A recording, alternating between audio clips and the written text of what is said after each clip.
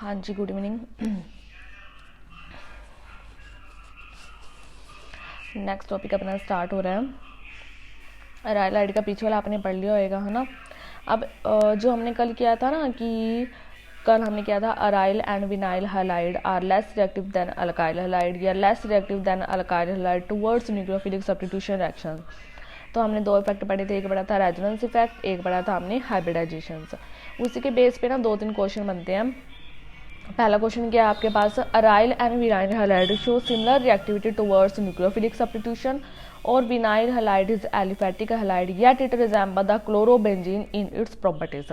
ठीक है, मतलब जो अराइल और विनाइल हैलाइड है दोनों क्या करते हैं, सिमिलर रिएक्टिविटी शो करते हैं टुवर्ड्स न्यूक्लियोफिलिक सब्स्टिट्यूशन। पहले बार तो ये शो ही नहीं करते, अगर शो भी करते हैं तो दोनों सिमिलर शो करेंगे।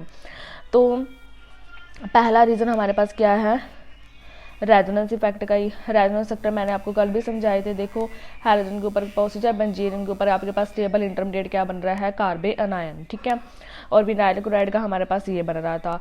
तो अगर हम स्ट्रक्चर देखें, ये वाला, ये वाला, ये वाला, इसमें क्या आ रहा है, डबल बॉन्ड कैरेक्टर आ रहा है। ठीक है, विनाइल हाइड का स्ट्रक्चर देखें तो इसमें भी क्या आ रहा है, डबल बॉन्ड कैरेक्टर आ रहा है। तो due to double bond characters जो कार्बन हैलोजन का बॉन्ड होता है वो क्या होता है, स्ट्रॉन्ग होता है। स्ट्रॉन्ग बॉन्ड होने की वजह से इनको क्लीव करना क्या होता है, डिफिकल्ट होता है।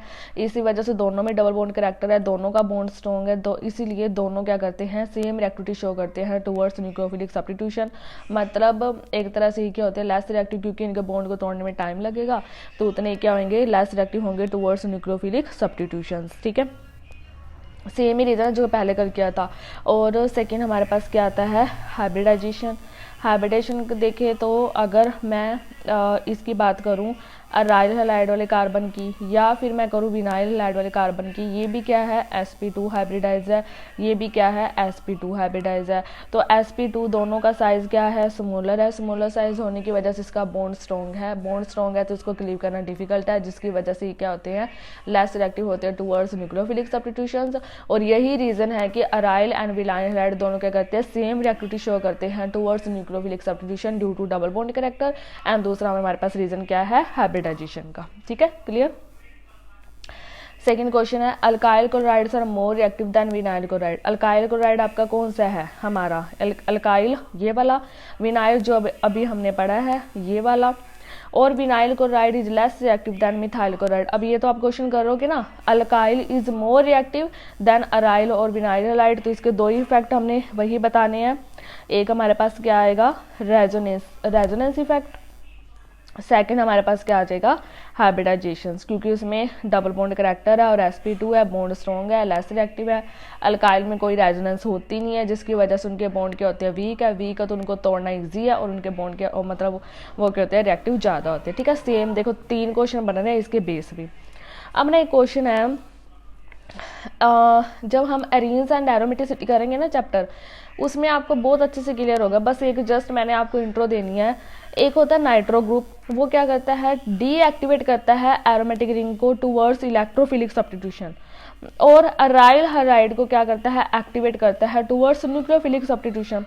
क्वेश्चन क्या कह रहा है, देखो ये अराइल हैलाइड है, हम बोल रहे हैं कि अराइल हैलाइड क्या है, लेस रिएक्टिव है टुवर्ड्स न्यूक्लियोफिलिक सब्स्टिट्यूशन, है ना।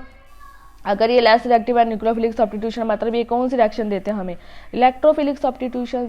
बट ये जो NO2 ग्रुप है ना, NO2 ग्रुप क्या करता है, अराइल हैलाइड को इलेक्ट्रोफिलिक सब्स्टिट्यूशन से तो लेस रिएक्टिव करवाता है, बट न्यूक्लियोफिलिक सब्स्टिट्यूशन से मोर रिएक्टिव करवाता है। इसका रीज़न क्या है, क्योंकि जो NO2 है ये क्या है, इसने इलेक्ट्रॉन विड्रॉ करते हैं, इलेक्ट्रॉन विड्रॉइंग है, मतलब इसका क्या है, -I इफेक्ट है। ठीक है, अगर इसका -I इफेक्ट है तो ये क्या करेगा, -I इफेक्ट होने की वजह से ये रिंग पे क्या करता है, इलेक्ट्रोफिलिक सब्स्टिट्यूशन डिफिकल्ट से करवाता है, बट न्यूक्लियोफिलिक सब्स्टिट्यूशन बहुत इजी करवा देता है by the formation of intermediate carbon ions.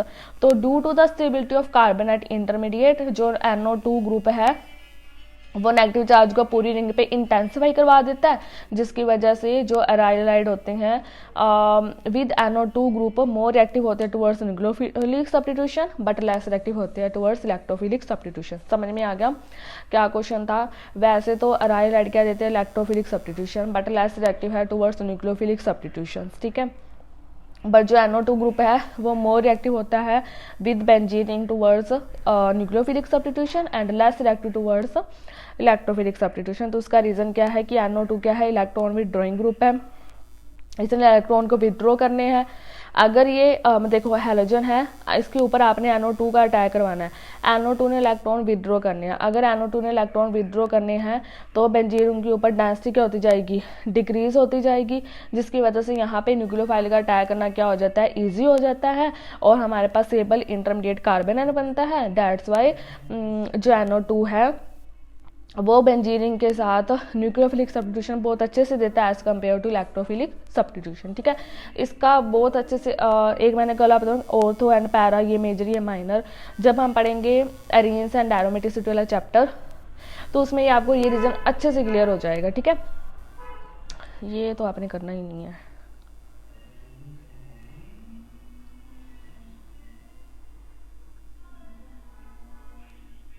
देखो तो बात से सुन लो, ये मेरे पास क्या है, हैलाइड NO2 है। ठीक है, NO2 क्या है, वैसे तो ये क्या देते हैं, इलेक्ट्रोफिलिक सब्स्टिट्यूशन, बट NO2 के साथ न्यूक्लियोफिलिक सब्स्टिट्यूशन इजी होती है क्योंकि इसने क्या करना है, NO2 इलेक्ट्रॉन विड्रॉइंग, इसका -I है, इसने इलेक्ट्रॉन को विड्रॉ करना है। जैसे जैसे इलेक्ट्रॉन को विड्रॉ करेगा वैसे वैसे बेंजीन रिंग पे डेंसिटी कम होती जाएगी, वैसे वैसे बेंजीन रिंग मोस्ट रिएक्टिव होती जाएगी न्यूक्लियोफाइल का अटैक करवाने में। तो दैट्स वाई यहाँ पे इंटरमीडिएट स्टेबल क्या बनता है, ये ऐसे बनेगा, NO2 जाया करेगा NO2 पॉजिटिव, बेंजीन के ऊपर आएगा नेगेटिव चार्ज, कार्बन स्टेबल होता जाएगा, जिसकी वजह से जो अराइल हैलाइड है वो न्यूक्लियोफिलिक सब्स्टिट्यूशन किसके साथ अच्छे से देते हैं, NO2 ग्रुप के साथ, अदरवाइज वो इलेक्ट्रोफिलिक सब्स्टिट्यूशन ही देते हैं। ठीक है, हाँ जी।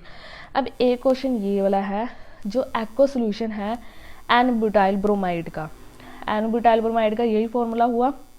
ठीक है, जब आप इसको हीट करते हो AgNO3 के साथ, ये पॉजिटिव ने पॉजिटिव है, सॉरी ये पॉजिटिव ये नेगेटिव था ना, ये क्या है, नेगेटिव है। ठीक है, तो यहाँ पे जाएगा AgBr प्लस क्या है आपके पास C4H9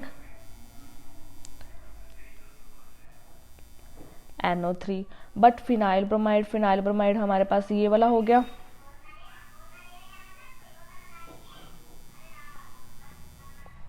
ठीक है, डज नॉट गिव AgBr के साथ ये कोई रिएक्शन नहीं देते ऑन हीटिंग विद AgNO3। आप सोचो AgBr लगा दो, इसके ऊपर NO3 लगा दो, no this reaction is not possible, कभी NO3 लग ही नहीं सकता, हमेशा इलेक्ट्रोफाइल अटैक करता है बेंजीन के ऊपर। हमारे पास नाइट्रिक एसिड होता है HNO3, that is a NO2 positive electrophile, ये जो हम जनरेट करवाते हैं और इसको यहाँ पे बेंजीन पे अटैक करवाते हैं, यही अटैक होता है। कभी NO3 का अटैक सुना कि बेंजीन पे हो रहा है, इलेक्ट्रोफाइल जनरेट होता है तो इलेक्ट्रोफाइल का अटैक होता है बेंजीन पे। तो ये कहते हैं कि अल्काइल हैलाइड के साथ रिएक्शन करने पे तो ये बनता है, बट फिनाइल ब्रोमाइड के साथ रिएक्शन करने पे हमारे पास AgBr के प्रेसिपिटेट नहीं बनते। तो उसका रीज़न क्या है, क्योंकि देखो सेम वही ऊपर वाला रीज़न है, क्योंकि जो हमारे पास अल्काइल वाला है इसमें कोई रेजोनेंस इफेक्ट नहीं है। रेजोनेंस इफेक्ट ना होने की वजह से इसका बॉन्ड सिंगल बॉन्ड है, तो इसका बॉन्ड वीक है, इसको तोड़ना ईजी है, जल्दी से टूटेगा, इसके साथ रिएक्ट करेगा और हमें इसके PPT दे देगा, येलो कलर के PPT बनते हैं। ठीक है, बट जो फिनाइल ब्रोमाइड है, जब हम इसका रेजोनेटिंग स्ट्रक्चर बनाते हैं तो इसके अंदर डबल बॉन्ड करैक्टर आ जाता है। डबल बॉन्ड करैक्टर आने की वजह से इसका बॉन्ड स्ट्रॉन्ग है, तो इसके बॉन्ड को क्लीव करना क्या है, डिफ़िकल्ट है, जिसकी वजह से ये बहुत लेट जाके क्लीव होता है, जिसकी वजह से इसको इससे रिएक्ट करने में डिफ़िकल्टी होती है, इससे ये रिएक्ट नहीं करता और दैट्स व्हाई हमारे पास AgBr के प्रेसिपिटेट नहीं बनते। ठीक है, क्लियर। हाँ जी, नेक्स्ट इज मोस्ट इम्पॉर्टेंट है आपके पास, इसको ध्यान से समझना आप। इलेक्ट्रोफिलिक सब्स्टिट्यूशन की अगर हम बात करें तो हमारे पास यहाँ पे इंटरमीडिएट जब हम हैलोजन का अटैक करवाते हैं बेंजीन के ऊपर नेगेटिव चार्ज, ये सारा कुछ बन रहा है, आपको पता होगा। अब जब भी aryl halide nucleophilic substitution reaction देगा तो उसमें इंटरमीडिएट हमारे पास बनता है बेंजाइन, दैट्स वाई हम इसको क्या बोलते हैं, बेंजाइन मैकेनिज्म। तो हमें नेक्स्ट टॉपिक क्या है, benzene mechanism of nucleophilic aromatic substitutions. Electrophilic तो हमें पता चल गया, हमने इलेक्ट्रोफाइल पहले जनरेट करवाना है, फिर बेंजीन के ऊपर हमें अटैक करवाएंगे तो हमारे पास कार्बोकेटाइन इंटरमीडिएट बनता था। यही बनता था जब हमने अराइल हैलाइड की पढ़ी थी कि वो इलेक्ट्रोफिलिक सब्स्टिट्यूशन रिएक्शन देते हैं। तो हमने FeCl3 लुईस एसिड यूज़ किया था। लुईस एसिड को यूज़ करके फिर हमने कार्बोकेटाइन जनरेट करवाया था बेंजीन के ऊपर, यही था ना। अब अगर आप चाहते हो कि आपका जो बेंजीन है वो न्यूक्लियोफिलिक सब्स्टिट्यूशन दे, तो आपने उसके लिए कौन सा मैकेनिज्म पढ़ना पड़ेगा, that is a benzene mechanism, ठीक है। तो सबसे पहले ये आपके पास क्या है, क्लोरोबेंजीन, इसके अंदर मैंने क्या डाला है, potassium amide in presence of liquid ammonia, ये K positive NH2 negative, K लेके जाएगा Cl को बाहर, ये आपके पास क्या बन गई यहाँ पे, एनालिन, ठीक है। अब इसका समझते हैं मैकेनिज्म ध्यान से समझना भाई। सबसे पहले देखो ये कौन सा मैकेनिज्म शो करता है, एडिशन एलिमिनेशन मैकेनिज्म, मतलब पहले इसमें एलिमिनेट होगा फिर वापस में वही ऐड होगा। सबसे पहले हमारे पास एलिमिनेशन स्टेप, इंटरमीडिएट कौन सा बनेगा, बेंजाइन, और फर्स्ट स्टेप हमारा क्या होता है, स्लो स्टेप, ठीक है। पहले क्या कहते हैं, देखो K पॉजिटिव NH2 नेगेटिव, अगर ये इलेक्ट्रोफाइल है तो ये क्या है, न्यूक्लियोफाइल, न्यूक्लियोफाइल का अटैक करवाएंगे तभी तो न्यूक्लियोफिलिक सब्स्टिट्यूशन शो करेगा। तो ये हमारे पास क्या है, अराइल हैलाइड, इसका एक हाइड्रोजन मैंने बाहर निकाल के रखा, ठीक है। न्यूक्लियोफाइल मैंने लिया कौन सा है मेरे पास, अमाइड आयन है ना, अमाइड आयन। अब स्लो स्टेप होगा, ये जो हाइड्रोजन है ये जाएगा अमाइड के साथ, तो यहाँ से अमोनिया जाएगा बाहर, ठीक है। ये पॉजिटिव था, अब ये पॉजिटिव अगर बाहर गया तो पीछे कौन सा चार्ज छोड़ के गया, नेगेटिव चार्ज, तो यहाँ पे क्या बन गया आपके पास, इंटरमीडिएट कार्बन आयन, ठीक है। अब ये जो इंटरमीडिएट कार्बन आयन बना है, ये तो हैलाइड आयन बच गया, ये जाएगा बाहर, ये इसके बॉन्ड इसको वापस दे देगा बेंजीन को। अब देखो इसके साथ कुछ लगा था नहीं, ये एरो यहाँ पे है, मतलब ये अपने इलेक्ट्रॉन बेंजीन को दे रहा है, तो ये इसके ऊपर क्या बाहर क्या बन गया, एक बॉन्ड बन गया, जिसका ये हमारे पास क्या बन गई, बेंजाइन, ठीक है। इतनी बात समझ में आ गई। अब नेक्स्ट स्टेप हमारा क्या है, एडिशन स्टेप। एडिशन स्टेप हमारा क्या होता है, फर्स्ट स्टेप। देखो एलिमिनेशन हमें समझ में आ गया, पहले हमने ये अराइल हैलाइड लिया, न्यूक्लियोफाइल का अटैक करवाया, न्यूक्लियोफाइल एक हाइड्रोजन लेके चला गया बाहर, इसने बना दिया कार्बन आयन। अब ये जो कार्बन आयन बना इसने अपने इलेक्ट्रॉन बेंजीन को दे दिया, हमारे पास बन गई बेंजाइन, ठीक है, इसको बोलते हैं बेंजाइन।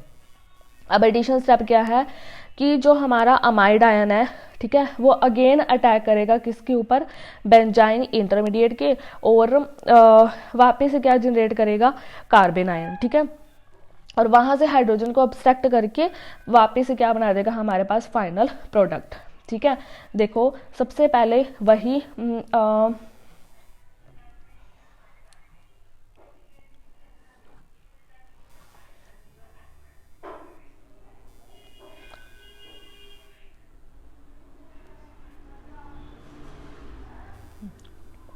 देखो एडिशन स्टेप आपने देखो जो फर्स्ट टाइम में लिया था ना, वापस से वही ले लो, ठीक है।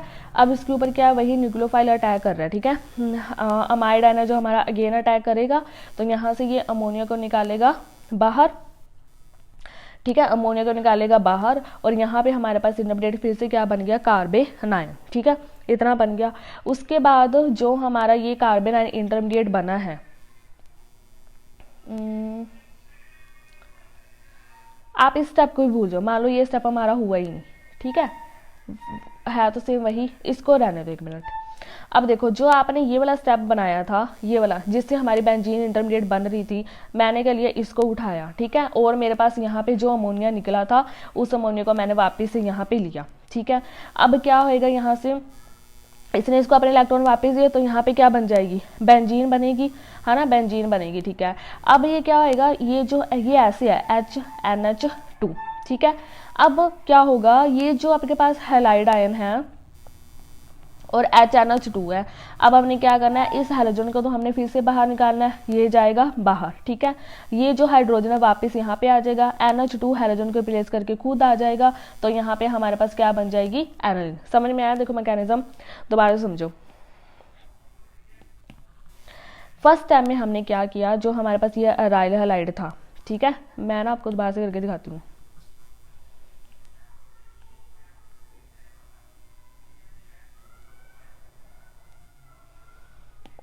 देखो ये मेरे पास क्या था, अराइल हैलाइड, मैंने यहाँ पे न्यूक्लियोफाइल लिया था ये वाला, ठीक है। ये इसके साथ मिलके यहाँ से अमोनिया गया बाहर, ये बन गया मेरे पास कार्बन 9, ठीक है, ये बन गया। अब फिर हमने क्या किया, ये जो हमारे पास कार्बन आयन बना, इसने इलेक्ट्रॉन दे दिए इसको, तो यहाँ पे मेरे पास इंटरमीडिएट बन गया बेंजाइन, ठीक है, बन गया। अब ये जो बेंजाइन है ये कैसे बनी थी, जब इसने अपने इलेक्ट्रॉन इसको दिए थे, अब मान लो इसने ये इलेक्ट्रॉन वापस से जा रहे हैं बाहर, इसके ऊपर तो और हैलाइड आयरन तो चला गया बाहर, ठीक है। अब सेकंड स्टेप देखो क्या था, समझ आ गया ना, फर्स्ट स्टेप ये ऐसे हुआ। अब सेकंड स्टेप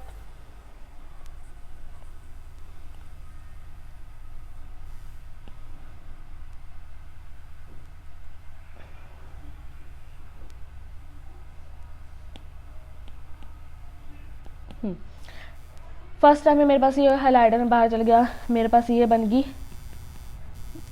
बेंजाइन प्लस ये हो गया दिस, ठीक है। मैंने क्या किया, ये जो बेंजाइन मैंने बनाई थी ना, वापस इसको बाहर निकाला, इसको यहाँ पे अटैक करवाया, मेरे पास वापस ये बन गया ये वाला जो बेंजाइन इंटरमीडिएट से पहले बना था, ठीक है। अब जो मैंने अमोनिया निकाला था उसी अमोनिया का मैंने इस पे यहाँ पे फिर से ऐड किया, ये क्या है HNH2। अब यहाँ पे कब आया था, जब हाइड्रोजन बाहर गया था, ये हाइड्रोजन मैंने वापस इसको दे दिया। जब आपने इसको वापस दे दिया तो यहाँ पे क्या बन गया X, यहाँ पे क्या बन गया H। अब NH2 बनानी क्या हमने, एलानिन बनानी है, ठीक है, एलानिन बनानी है। तो हम क्या करेंगे, अभी ये जो हैलाइड आयन है ये जाएगा बाहर एज ए दिस वन, मान लो इसके ऊपर Cl है तो ये NH2 इधर आ जाएगा, तो फाइनल प्रोडक्ट आपके पास क्या बन जाएगा, दिस H, और यहाँ पे क्या लगी NH2 प्लस हैलाइड आयन आपके पास चला गया बाहर। आई होप तो आपको समझ आ गया होगा मैकेनिज्म, ठीक है, इजी है ना। अब नेक्स्ट देखो, इस जो हमारे पास एडिशन एलिमिनेशन मैकेनिज्म है, इसके एविडेंसेस क्या है, मतलब इसके प्रूफ क्या है, अब हमने वो बताने कैसे हमारे पास बेंजाइन इंटरमीडिएट बनता है, ठीक है। पहला है reaction with chlorobenzene carrying carbon 14। Chlorobenzene है, ये जो कार्बन है ऑलमोस्ट हमारे पास कार्बन 12 होता है, कार्बन 13 होता है, कार्बन 14 होता है, हम कार्बन 12 लेते हैं। आइसोटोप कार्बन 12 था, जो यहाँ पे हमारे पास सारे जितने भी कार्बन थे सारे कार्बन 12 वाले आइसोटोप थे, ठीक है। अब हमने क्या किया, कार्बन ये जो कार्बन है ना कार्बन 12, इसको 12 को रिप्लेस करके कौन सा आइसोटोप ले लिया, कार्बन का 14 वाला, ठीक है। अगर हम कार्बन का आइसोटोप 14 लेते हैं तो हमारे पास क्या बनता है, मिक्सचर ऑफ एनालिन की फॉर्मेशन होती है। वही इसमें क्या डाला KNH2 in presence of liquid ammonia, तो हमारे पास क्या बनेगा, मिक्सचर ऑफ एनालिन। एक तो वही जिस पोजीशन पे वो लगा है वहीं से Cl बाहर जाएगा, NH2 लग जाए। दूसरा क्या होता है, ये Cl के सामने वाली पोजीशन पे भी क्या लग जाए, NH2 ग्रुप लग जाए। समझ में आ गया। अगर आपने नॉर्मल कार्बन लिया है तो आपके पास सिर्फ एक ही प्रोडक्ट बना है एनालिन का, जहां से आप हैलाइड आयन को रिमूव करोगे वहीं पे आपके पास एनालिन लग जाएगी, ठीक है। अगर आपने कार्बन का आइसोटोप 14 यूज कर लिया तो जहां से वो लगा वो तो जाना ही जाना, साथ उसके सामने वाली पोजीशन ये है ना, तो यहाँ पे भी क्या लग जाएगा, NH2 ग्रुप, ठीक है। नेक्स्ट देखो अपने पास क्या, ये एक्स मतलब ना ये एक्स मत लगाना आप, ठीक है, ये तो मैंने ऐसे ही लगा रखे हैं, सिर्फ आपने NH2 ग्रुप लगाना।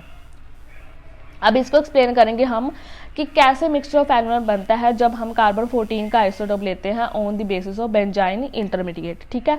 ये मेरे पास क्या है, क्लोरोबेंजीन, मैंने क्या लिया इसमें, potassium amide in presence of liquid ammonia. तो पहले मेरे पास क्या होएगा, यहाँ पे क्या लगा, मान लो H, ये H है, ठीक है, ये H बाहर जाएगा, NH3 की फॉर्मेशन करेगा, तो यहाँ पे पहले तो यही बनेगा, दो लोन पे नेगेटिव चार्ज, ये इसको दे देगा वापस से, तो यहाँ पे क्या बन गया, बेंजाइन इंटरमीडिएट। वही सेम स्टेप नेक्स्ट में हमने क्या डाला, इसमें जो हमारे पास न्यूक्लियोफाइल है उसका अटैक करवाया। तो दो पॉसिबिलिटी है, या तो जिस पोजीशन पे है वहां पे लगे या उसके सामने वाले पोजीशन पे लगे, क्योंकि हम क्या ले लिया, कार्बन 14 का आइसोटोप, ठीक है। कुछ नहीं बना, बस बेंजाइन बना के उसके बाद जो आपने मतलब कि अमोनिया बाहर निकाला था उसी को अपने अंदर लेके यहाँ पे क्या लगा देनी है, NH2 ग्रुप, ठीक है। नेक्स्ट है formation of para and Meta products through, वैसे तो हम बोलते हैं कि हमारे पास और पैरा मेजर बनते हैं, है ना। अब पैरा एंड मेटा प्रोडक्ट्स ये भी क्या फॉलो करेंगे, बेंजाइन इंटरमीडिएट मैकेनिज्म।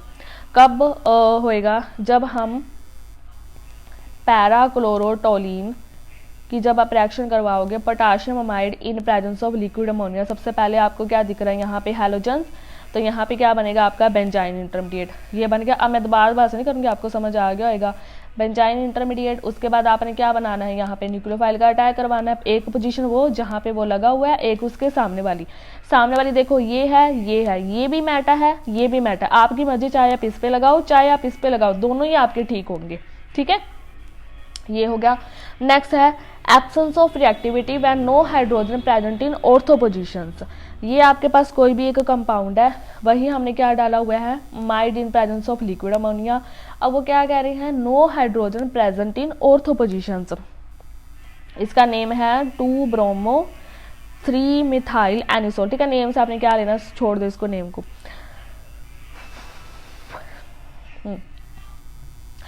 अब देखो ऑर्थो पोजीशन हमारे पास कौन सी है, ये वाली ऑर्थो, ये वाली ऑर्थो।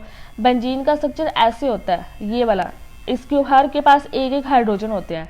अब इसके ऊपर क्या लगा, सी एच, मतलब एक हाइड्रोजन को रिप्लेस करके CH3 को लगा दिया, इट मीन्स, और यहाँ पे रिप्लेस करके एनिसोल OCH3 ईथर ग्रुप लगा दिया, तो इसके पास हाइड्रोजन बचा ही नहीं। अगर इसके ऊपर हाइड्रोजन नहीं है तो यहाँ से आप हाइड्रोजन को रिमूव करके बेंजाइन इंटरमीडिएट कैसे बनता था, जब हम हाइड्रोजन को बाहर निकालते थे तो वो अमोनिया बनाता था। तो यहाँ पे 2 लोन पे नेगेटिव चार्ज, सॉरी एक लोन पे नेगेटिव जब वापस आता तो बेंजाइन बनता था। अब यहाँ पे तो हाइड्रोजन ही नहीं है, अगर हाइड्रोजन नहीं है तो फिर आपका बेंजाइन इंटरमीडिएट नहीं बनेगा, अगर बेंजाइन इंटरमीडिएट नहीं बनेगा तो रिएक्शन आपकी पॉसिबल ही नहीं है।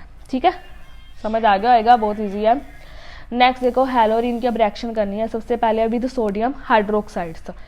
जब आप मतलब कि क्लोरोबेंजीन की रिएक्शन करवाओगे सोडियम हाइड्रोक्साइड की 2 molecules, temperature 623 kelvin, pressure 300 atmosphere, तो यहाँ से क्या आएगा आपके पास, Na पॉजिटिव OH नेगेटिव, एक तो NaCl बाहर जाएगा, OH और बेंजीन का एक हाइड्रोजन यहाँ से जाएगा वाटर बाहर। तो आपके पास यहाँ पे क्या बन जाएगी, सोडियम हाइड्रोक्साइड 2 मॉलिक्यूल है ना, NaOH, एक Na बाहर चला गया, एक Na अभी भी बचा, OH दूसरे का, OH और H, यहाँ से वाटर बाहर चला गया, O बचा, तो यहाँ पे क्या बन गया आपके पास, सोडियम, इसे बोलते हैं फिनोक्साइड। ठीक है, जब आप इसकी HCl डालोगे, H पॉजिटिव Cl नेगेटिव, तो NaCl लेके जाएगा बाहर, O के साथ क्या लग जाएगा, H, इसको हम क्या बोलते हैं, फिनोल। ठीक है, this is the method for preparation of phenol. अगर उन्होंने ऐसे बोल दिया, how will convert chlorobenzene into phenol, तो आपके लिए फर्स्ट मेथड बन गया, विद NaOH के साथ आप क्या प्रिपेयर कर सकते हो, फिनोल। ठीक है, ये कन्वर्जन के लिए इंपॉर्टेंट है। आपको ऐसे भी आ सकती है, क्लोरोबेंजीन दे दिया, ये दे दिया, टेम्परेचर कंडीशन लिख दी, प्रोडक्ट बताओ क्या बताना है। ठीक है, जैसे मर्जी घुमा के पूछ सकते हैं, तो ध्यान से पढ़ना। नेक्स्ट है हेलोरीन की रिएक्शन विद अमोनिया।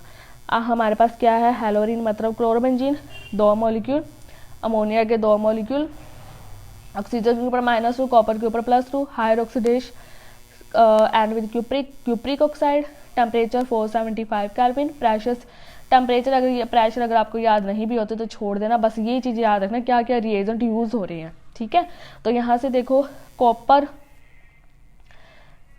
ये है ऐसे HNH2। ठीक है, तो यहाँ से आपका जाएगा, पहले तो आप क्या करो, Cl को भेजो, Cl नेगेटिव है, कॉपर पॉजिटिव है, कॉपर Cl चला गया बाहर। ठीक है, और यहाँ से NH2 का एक हाइड्रोजन, इधर से एक ऑक्सीजन और एक बेंजीन रिंग में से हाइड्रोजन गया, वाटर बाहर गया, पीछे आपके पास क्या बच गया, NH2 ग्रुप, इसको लगा दो यहाँ पे। ठीक है, ये आपके पास क्या बन गई, aniline. How will convert chlorobenzene into aniline, या सीधा ये डाल दिया, ये दे दिया, सीधा बता दिया कि प्रोडक्ट बताओ आप। ठीक है, नेक्स्ट है with sodamide in liquid ammonia. ये रिएक्शन तो हमने, जब भी सोडामाइड लिखा आ जाए ना, यहाँ पे सोडियम अमाइड भी हो या पोटाशियम अमाइड हो, तो याद रख लेना यहाँ पे बेंजाइन इंटरमीडिएट बनेगा। जहाँ पे हैलोजन लगा है बस उसको रिमूव करो, वहाँ पे NH2 ग्रुप लगा दो। अगर उसने आइसोटोप यूज किया तो वहाँ तो लगाना ही लगाना है, साथ में उसके सामने वाले को रिप्लेस करके वहाँ पे क्या लगा दोगे, हाइड्रोजन। और साथ में आपको दिख ही रहा है हाइड्रोजन है, हाइड्रोजन को अपने बाहर निकालना है, यहाँ पे कार्बन बनेगा, वो अपना इलेक्ट्रॉन देगा, यहाँ पे बेंजीन बनेगी। तो कौन सा मैकेनिज्म फॉलो होगा, addition elimination mechanism, that is a benzyne intermediate. ठीक है, समझ में आ गया। देखो आपको ऐसे भी आ सकता है, ये दे दी क्लोरोबेंजीन, ये दे दिया sodamide liquid ammonia, sodium alkali metal कोई मर्जी यूज करे, वो आपको यहाँ पे दिख गया ना माइड, सोडियम पोटाशियम रिब्रिडियम सीरियम जो मर्जी यूज करे, लिक्विड अमोनिया दिख गया, कुछ नहीं करना हमने, बेंजाइन इंटरमीडिएट। उसके बाद क्या करना है, वही बोला HNH2 जो हमारे पास ये बनता है, हाँ ये बनता था Cl, ये नेगेटिव चार्ज, ये हाइड्रोजन से जाता था, तो इसको हाइड्रोजन हम वापस दे देते हैं, ये Cl बाहर निकाल के यहाँ पे क्या लगा देते हैं, NH2 ग्रुप। इजी है ना।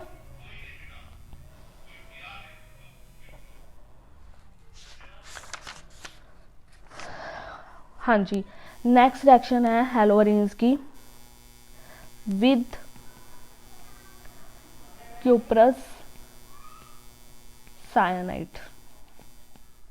तो देखो आपके पास क्या है, यहाँ पे मैंने मानो ले ली ब्रोमोबेंजीन, इसके अंदर क्या डाला, क्यूप्रस साइनाइड, -1 +1 ऑक्सीडेशन स्टेट तो निकालनी आती होगी, लोअर ऑक्सीडेशन स्टेट है तो क्यूप्रस, ठीक है। यहाँ इसमें क्या डाला, 475 केल्विन pyridine, या pyridine की जगह इसमें DMF, इसकी फुल फॉर्म होती है डाई मिथाइल फॉर्मामाइड, ठीक है।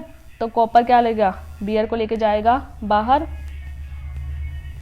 यहाँ पे क्या बन गया, सायानाइड, ये चला गया Br बार, ये क्या बन गया आपके पास, बेंजो नाइट्राइल, ठीक है। अब बेंजो नाइट्राइल को फर्दर आप बहुत से कंपाउंड बनाने में यूज कर सकते हो। फर्स्ट है सायानाइड, अगर आपको रिएक्शन आती है रिड्यूसिंग एजेंट, मतलब sodium in presence of ethanol, ये भी एक रिड्यूसिंग एजेंट का काम करता है। लिथियम एल्यूमिनियम हाइड्राइड या H2 निकल, ये lithium aluminium hydride, sodium ethanol, ये करते हैं रिड्यूसिंग एजेंट का काम। इनका काम क्या होता है, जितने भी डबल या ट्रिपल बॉन्ड लगे हैं सारों को ब्रेक करके उनको हाइड्रोजन कंप्लीट करना, ठीक है। पहले मैं ये करके दिखाती हूँ आपको। C ट्रिपल बॉन्ड N है ना, अब देखो एक बॉन्ड क्लीव करोगे, एक हाइड्रोजन इसको, एक हाइड्रोजन इसको, दूसरा बॉन्ड क्लीव करोगे, एक हाइड्रोजन इसको, एक हाइड्रोजन इसको, और ये तो सिंगल बॉन्ड हो ही गया। तो आपके पास क्या बन जाएगा,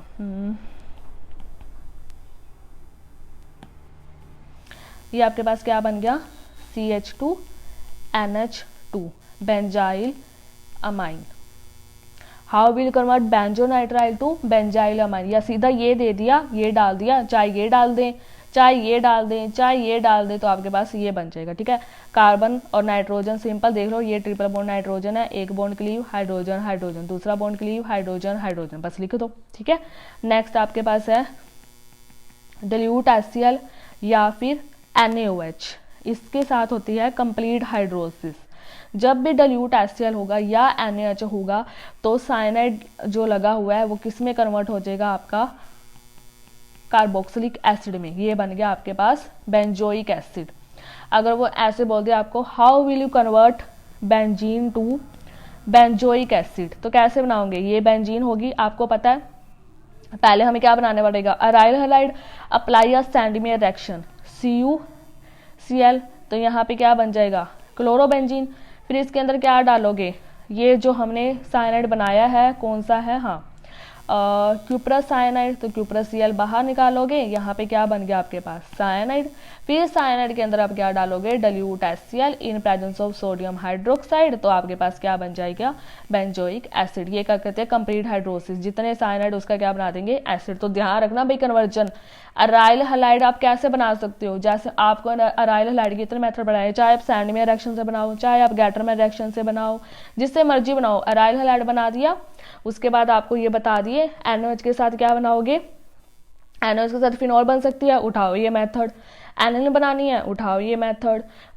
उसके बाद सोडामाइडिन लिक्विड अमोनिया, ये तो डायरेक्ट ही है। क्यूप्रस बेंजोनाइट्राइल बनानी है, उठाओ ये मेथड। बेंजोनाइट्राइल से आपने क्या बनाना है, बेंजाइल अमाइन रिडक्शन, ये उठाओ। कंप्लीट हाइड्रोसिस, डिल्यूट HCl या NaOH की प्रेजेंस में एसिड। एक लास्ट है आपके पास, दो तो मैंने करवा दिए, एक हमारे पास ये हो गया सोडियम रिडक्शन वाला, एक हो गया डिल्यूट HCl NaOH, या वो सीधा भी लिख सकता है कंप्लीट हाइड्रोसिस, तो कंफ्यूज मत होना, इसका सीधा एसिड बनाना आपने, ठीक है। अब नेक्स्ट मेथड क्या है, कंसंट्रेटेड HCl। अब डिफरेंस समझ लो, अल्कोहलिक H2O2, ये है पार्शियल हाइड्रोसिस। ध्यान रखना, अगर तो रिड्यूसिंग एजेंट आते हैं तो सारे बॉन्ड क्लीव कर दो, डबल ट्रिपल। डिल्यूट HCl या फिर NaOH, इससे होती है कंप्लीट हाइड्रोसिस, सारे का सारे क्या बना दोगे, एसिड। अगर आती है रिएक्शन कंसंट्रेटेड HCl या फिर अल्कोहलिक H2O2, इससे होगी पार्शियल हाइड्रोसिस। तो यहाँ पे आपके पास क्या बनेगा, जो हाइड्रोजन पर ऑक्साइड है ना, इसके साथ ऑक्सीजन लगे ना, आप ऐसे याद रखना, इसने क्या करना है, कार्बन का क्या बना देना है, C double bond O। Nitrogen का क्या बन जाएगा यहाँ पे, NH2, इसे बोलेंगे बेंज अमाइड। याद रखना, अगर तो CH2NH2 है तो ये है बेंजाइल अमाइन, बेंजाइल, ठीक है, कल भी बताए थे। तो तीन कंडीशन होगी, रिडक्शन करोगे तो बेंजाइल अमाइन, कंप्लीट हाइड्रोसिस करोगे विद डिल्यूट HCl और सोडियम हाइड्रोक्साइड तो बेंजोइक एसिड, कंसंट्रेटेड HCl और अल्कोहलिक H2O2 पार्शियल हाइड्रोसिस तो कार्बन का कार्बोनिल कंपाउंड बना